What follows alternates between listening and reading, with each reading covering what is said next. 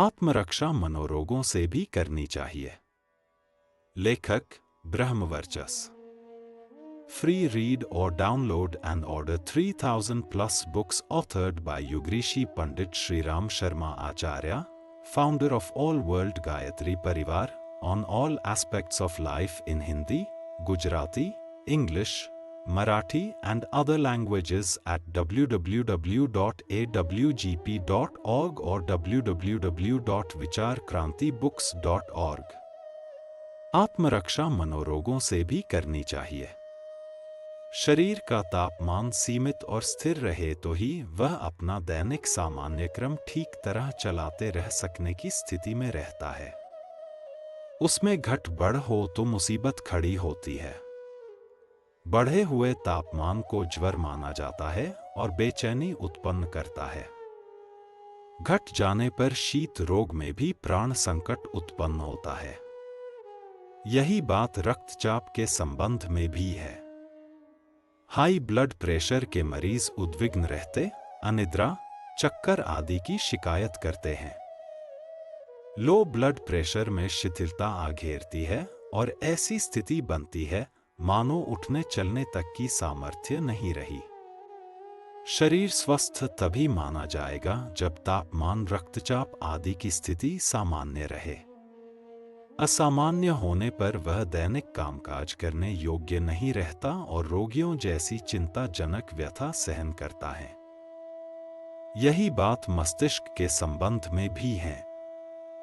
उस पर सिर दर्द, आधा सीसी, अनिद्रा, विस्मृति, उन्माद, अपस्मार जैसे रोग तो यदाकदा ही चढ़ते हैं, पर ऐसे सुसंरचित तनाव आए दिन हर किसी पर चढ़ते हैं जिनकी हानि उपरोक्त रोगों से किसी भी प्रकार कम नहीं है। सिर रोगों का कारण, निदान, उपचार जानने के लिए चिकित्सकों का दरवाजा खटखटाना पड़ता है, किंतु तनाव वर्ग की आधिव्याधियां ऐसी हैं जिनका कारण, निदान और उपचार थोड़ी गहराई तक उतरने पर हर व्यक्ति स्वयं ही जान सकता है। जान ही नहीं सकता, यदि चाहे तो उनका उपचार भी बिना किसी की सहायता के स्वयमेव भी कर सकता है। शिरो रोग शरीर को क्षति पहुंचाते और उसकी क्रिया शक्ति को कुंठित बनाते हैं, किंतु मनोरोगों की हानि उससे कहीं अधिक है। मन मस्तिष्क ही चिंतन, निर्धारण की अति महत्वपूर्ण प्रक्रिया संपन्न करते हैं। यदि वह ठीक तरह न बन पड़े तो मनुष्य न केवल अपंग निरर्थक जैसा बन जाता है, वरन उन्मादियों की तरह विग्रह भी खड़े करता है। स्वयं हैरान होता और दूसरों को हैरानी में डालता है। निर्वाह कठिन हो जाता है। साथियों से पटरी नहीं बैठती है। गलत निर्णय होते रहने पर अनुकूलता भी प्रतिकूलता बनती जाती है। मित्रों का घटना और शत्रुओं का बढ़ना आरंभ हो जाता है। फलतः ऐसा व्यक्ति उपेक्षा और तिरस्कार सहता है। कहना न होगा कि ऐसे व्यक्ति के पल्ले असफलताओं के अतिरिक्त और कुछ नहीं पड़ता है। क्षमताओं के सुनियोजन से ही प्रगति और संपन्नता हाथ लगती है। जब वे अवांछनीय कृत्यों में नष्ट भ्रष्ट होने लगेंगी तो फिर सामान्य या महत्वपूर्ण कार्यों में से एक भी करते धरते न बन सकेगा। ऐसे व्यक्ति या तो जिस तिस पर बरसते हैं, अपने ऊपर खींचते हैं, या और किसी से बस न चलने पर भाग्य, भगवान, देवता या किसी के द्वारा जादू कर दिए जाने, वैर निभाने जैसे बहाने गढ़कर किसी कदर मन हल्का करते हैं। इन विडंबनाओं के अपनाने पर भी कुछ काम नहीं बनता, स्थिति यथावत बनी रहती है। मनोरोगों में एक वर्ग अवसाद जन्यों का और दूसरा आवेश स्तर वालों का है।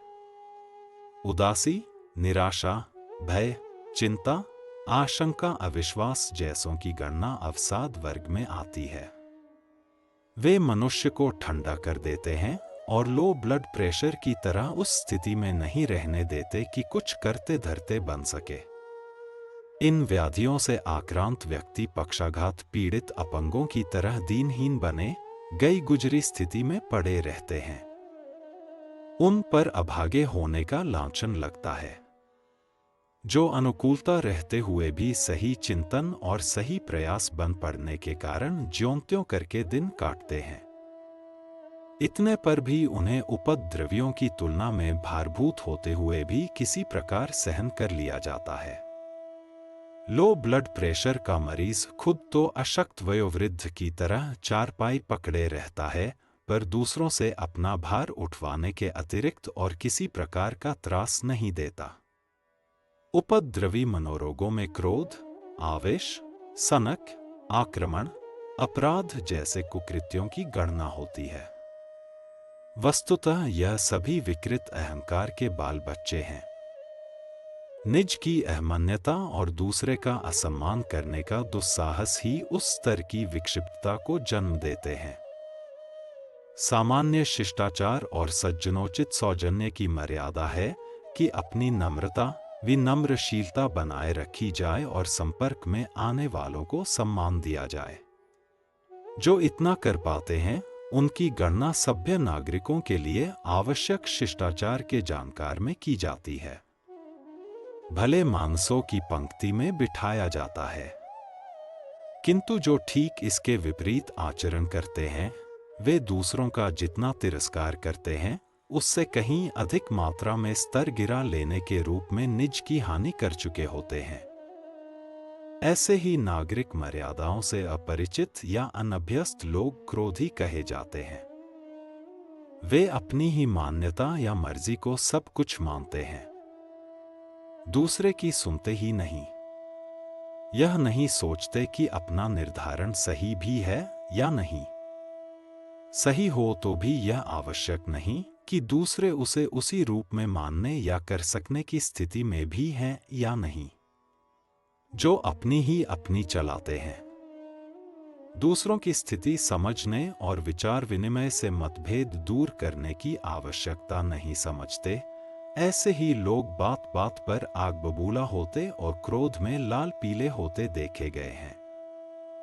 क्रोध का उद्देश्य सामने वाले को अपने रोष, विरोध या पराक्रम का परिचय देकर डराना होता है, और यह भाव रहता है कि दबाव देकर उसे वह करने के लिए विवश किया जाए जो चाहा गया है।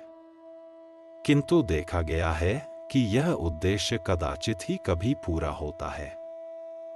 क्रोध की अभिव्यक्ति में जिस पर अपना रौद्र रूप प्रकट किया जाता है या जिन असंस्कृत शब्दों का उपयोग किया जाता है, उससे सामने वाले के स्वाभिमान को चोट पहुंचती है। इससे एक नई समस्या खड़ी होती है। सामने वाला क्षुब्ध होता है और प्रतिशोध लेने, नीचा दिखाने की बात सोचता है। विग्रहों में से अधिकांश की जड़ वहीं पाई जाती है। मतभेद दूर करने या अनुरोध को स्वीकारने के लिए यदि सौम्य तरीका अपनाया गया होता तो विग्रह की नौबत न आती और प्रयोजन पूरा न सही आधा अधूरा तो सध ही जाता। क्रोध एक प्रकार का सन्निपात ज्वर है, जिससे आक्रांत व्यक्ति न केवल बेचैन दिखता, हाथ पैर पीटता और अपनी दयनीय स्थिति का परिचय देता है, वरन गलत सोचता और दूसरों से अपशब्द कहता तथा दुर्व्यवहार करता भी पाया जाता है। सन्निपात ग्रस्त को रुग्णता के चंगुल में फंसा हुआ, विवश, निर्दोष भी मान लिया जाता है और दया सहानुभूति का पात्र समझकर उसका व्यवहार भुला दिया जाता है। किंतु क्रोध के बारे में ऐसी बात नहीं है। उसे दरिद्र, दुष्ट, अहंकारी माना जाता है और बदले में प्रतिशोध उभरता है। क्रोधी को न केवल प्रतिशोध का प्रहार सहना पड़ता है, वरन उत्तेजना के उबाल में ढेरों रक्त जलाना पड़ता है और मनः संस्थान की कार्यकर्त्री मशीन को तोड़ मरोड़ कर रख देने जैसा दोहरा संकट सहना पड़ता है। क्रोध किस कारण किया गया इसे कोई नहीं देखता। आक्रोश का उन्माद एक प्रकार का आक्रमण है, जिसके कारण पक्ष सही होने पर, कारण का औचित्य रहने पर भी आवेशग्रस्त को अपराधी की पंक्ति में खड़ा होना पड़ता है। न्याय पाने का अवसर चला जाता है।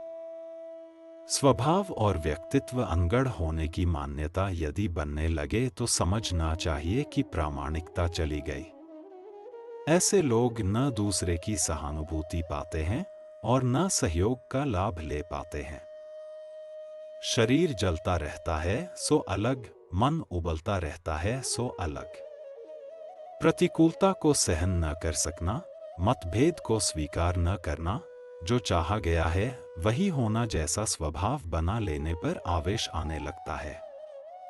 अधीर, जल्दबाज, समय की प्रतीक्षा न कर सकने वाले को अगली बार के प्रयास में तालमेल बैठाने जैसी संभावनाओं को गवा बैठने पर आवेश चढ़ दौड़ता है। दूसरों की तनिक भी अवज्ञा, उपेक्षा सहन न कर सकने वाले भी उत्तेजित रहते देखे गए हैं। उनमें सामने वाले की स्थिति का सही निर्णय कर सकने तक की क्षमता नहीं रहती। जब बात पूरी तरह सुनी समझी ही नहीं गई तो उसमें भ्रम रहना स्वाभाविक है। आवेश भ्रमवश आया है या वस्तुस्थिति समझकर, हर हालत में उसकी परिणति हानिकारक ही होती है। कुछ उत्तेजनाएं ऐसी होती हैं जिनमें सामने वाले की गलती तो नहीं, अपनी अभिलाषा और उतावली ही प्रधान होती है। इनके कारण भी मस्तिष्क का संतुलन बिगड़ता है और सही निर्णय न कर पाने की स्थिति बनती है। ऐसी मनः स्थिति को सनक कहा जाता है। सनक वह जिसमें औचित्य अनौचित्य का, संभव असंभव का, लाभ हानि का कुछ भी भान न रहे और अवांछनीय चिंतन को चरितार्थ करने जैसी उद्दंडता उभरे। सनकों की संख्या अधिक है।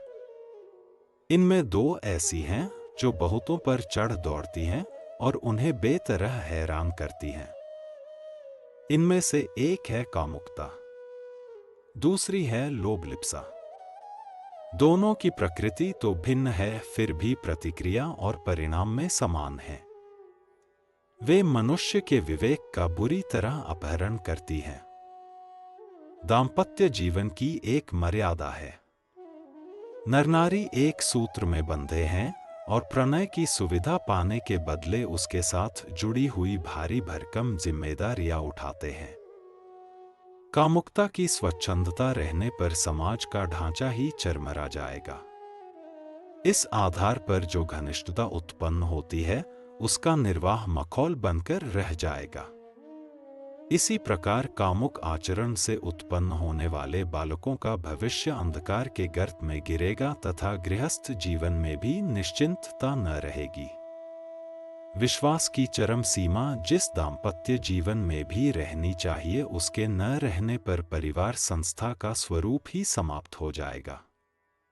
ऐसे ऐसे अनेक कारण हैं जिन्हें ध्यान में रखते हुए समाज शास्त्रियों और नीति शास्त्रियों के संयुक्त प्रयास से कामुकता को दाम्पत्य जीवन तक सीमित किया गया है। यह औचित्यपूर्ण अनुशासन है जिसे इच्छा या अनिच्छा से निभाया ही जाना चाहिए। कामुक चिंतन इस सुव्यवस्थित निर्धारण पर सीधा आक्रमण करता है और पशुओं जैसी स्थिति में लौटना चाहता है जिसमें यौनाचार को शरीर कृत्य विनोद भर माना जाता है।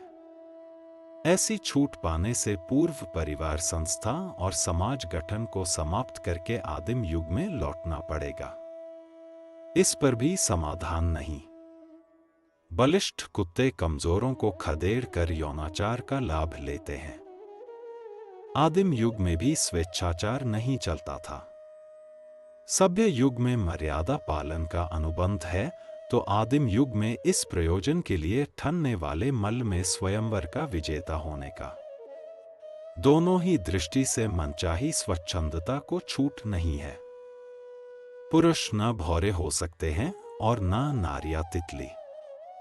एक फूल से उड़कर दूसरे पर जा बैठने की छूट उन्हें तब तक नहीं मिल सकती जब तक कि मनुष्य को सामाजिक प्राणी बनकर रहना अंगीकार है। कामुक चिंतन असंख्यों पर हावी रहता है। विपरीत लिंग वालों के रूप में यौवन का स्मरण आता रहता है और रमण के लिए मन चलता है। कल्पनाएं उठती हैं और एक परिलोक बनकर खड़ी हो जाती हैं। मन मोदक खाने में मनोयोग ऐसे जंजाल में जकड़ जाता है जिसके कारण किन्हीं महत्वपूर्ण प्रसंगों पर ध्यान ही नहीं जमता। इस कुचक्र में कितने ही प्रतिभावान छात्र अनुत्तीर्ण होते और भविष्य गंवाते देखे गए हैं। कितने ही कुटेबों के शिकार होते और ओजस तेजस गवाकर छूंछ बनते हैं। कई उस स्वप्न लोक के साथ इतने अधिक लिपट जाते हैं कि अश्लीलता का उद्धत प्रदर्शन करके अनजानों तक से छेड़खानी करने जैसी कुचेष्टा करते देखे गए हैं। परिणाम स्पष्ट है। बहुत बार तो हाथ मलते और खींचते रहने से भी काम चल जाता है, पर बहुत बार बदले में ऐसा मजा चखने को भी मिलता है जिसका स्मरण जन्म भर बना रहे और छठी का दूध याद आए। व्यभिचार की सीमा तक जा पहुंचने पर भी इस कामुक चिंतन की परिणति और भी अधिक भयावह होती है। उससे दोनों ही क्षेत्रों के गृहस्थ जीवन बेतुके, अप्रामाणिक तथा नीरस स्तर के बनते देखे गए हैं। संतान पर तो इसका प्रभाव निश्चित रूप से अत्यधिक पड़ता है। वे व्यभिचारी अभिभावकों को क्षमा नहीं करते। इसके कई आर्थिक, सामाजिक एवं भावनात्मक कारण भी हैं। कामुक चिंतन में मानसिक शक्ति का इतना अधिक क्षरण होता है जितना कदाचित ही अन्य किसी प्रयोजन में होता हो। शरीर का ओजस वीर्यपात से नष्ट होता है, किंतु उससे भी कहीं अधिक महत्व की मानसिक क्षमता को आनंदमय उत्तेजना से अस्तव्यस्त कर डालने में कामुक चिंतन का आक्रमण और भी अधिक विनाशकारी है। इस स्तर की कुकल्पनाओं में से कदाचित ही कोई 1% साकार कर पाता है, किंतु इस कारण पूरी हानि उठा लेता है। नीति मर्यादा को तोड़ फोड़ कर रख देने वाली इस विडंबना से मनुष्य परोक्षतः मानवीय गरिमा का अनुशीलन भी गवा बैठता है। बाहर से भले ही वह निर्दोष दिखता रहे, पर यह हानि ऐसी है जिसके कारण उत्कृष्टता के अन्यान्य क्षेत्र भी मनुष्य के हाथ से चले जाते हैं और वह क्रमशः अन्यान्य अनुबंध उल्लंघन की मनोभूमि भी अपनाने लगता है। शारीरिक ब्रह्मचर्य तो प्रतीक मात्र है। जिस ब्रह्मचर्य की अध्यात्म क्षेत्र में अतिशय प्रशंसा की गई और महात्म्य गाथा गाई गई है, उसे मानसिक स्तर की कामुक प्रसंग में बरती जाने वाली पवित्रता ही समझनी चाहिए। मानसिक आवेशों में लोभ लिप्सा का अतिवाद भी ऐसा है जिससे प्रेरित होकर व्यक्ति बेईमानी, विश्वासघात से लेकर आक्रामक कुकृत्यों तक में लीन होता और अपराधी जीवन व्यतीत करता है।